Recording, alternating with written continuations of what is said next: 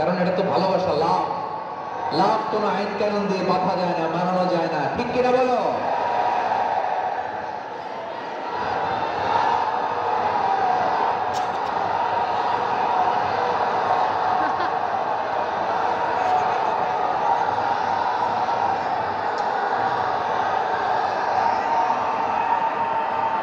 ঠিক আছে, বসুন বসুন বসুন। আন-নাসু মাআদিন, মানুষ হচ্ছে খনি। এই খনির যত্ন নিতে হবে। আর আমার মা বাবা যারা এসেছেন, আপনার ছেলে মেয়ের যত্ন নেন। আপনার ছেলের মধ্যে যে কি পটেনশিয়াল আপনি জানেন না। আপনার এই ছোট্ট অবুঝ ছেলেটাই আগামী দিনের শায়েখ আহমদুল্লাহ হবে।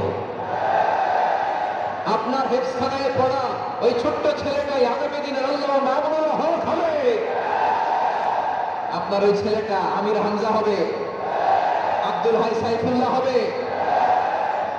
এভাবে বড় বড় আলেম হবে, তারা যুগশ্রেষ্ঠ আলেম হবে। সেই একদিন এই বাংলাদেশের পার্লামেন্টে যে বক্তব্য দিয়ে যশোরের পক্ষে কথা বলবে।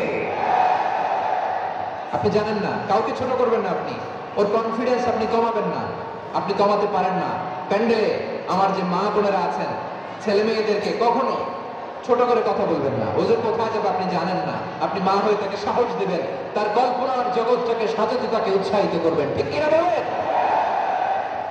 আর আমার প্যান্ডেলের আমার প্রিয় শ্রদ্ধাশীলা মায়েরা বোনেরা, আপনারা তো আরো দামি সম্পদ। বিশ্বনবী বলেন, আর দুনিয়া কুল্লুহা মাতা।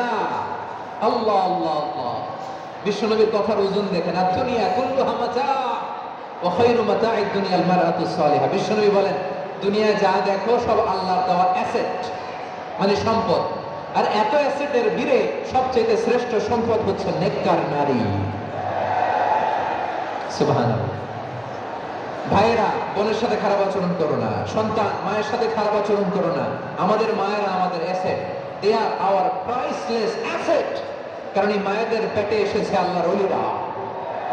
এই মায়েদের পেটে এসেছে খান জাহান আলী। এই মায়ের পেটে এসেছে শাহজালাল জামানি। এই মায়ের পেটে এসেছে আল্লাহর সব নবীরা। নাকি নবীরা আকাশ থেকে থপ করে জমিনে নেমে আসছে? মায়ের পেটে আসছে। এই মায়ের পেটগুলো খনি। আমার সম্মানিতা মায়েরা বোনেরা, নিজেকে ইসলাম দিয়ে সাজান, নিজেকে ইসলাম দিয়ে সাজান, নিজেকে পবিত্র রাখুন, নিজের আব্রু ইমান ইজ্জতের হেফাজত করুন, কোরআন পড়ুন, সুন্নাহ পড়ুন। আপনি জানেন না আপনার গর্ভে কে আসছে, কোন ক্ষণজন্ম পুরুষকে আল্লাহ তাআলা আপনার গর্ভে পাঠাবে আপনি জানেন না। মায়েরা, নিজেদেরকে পবিত্র রাখুন, ইসলাম চর্চা করুন, কোরআন চর্চা করুন, নৈতিকতা দিয়ে নিজেকে সাজান।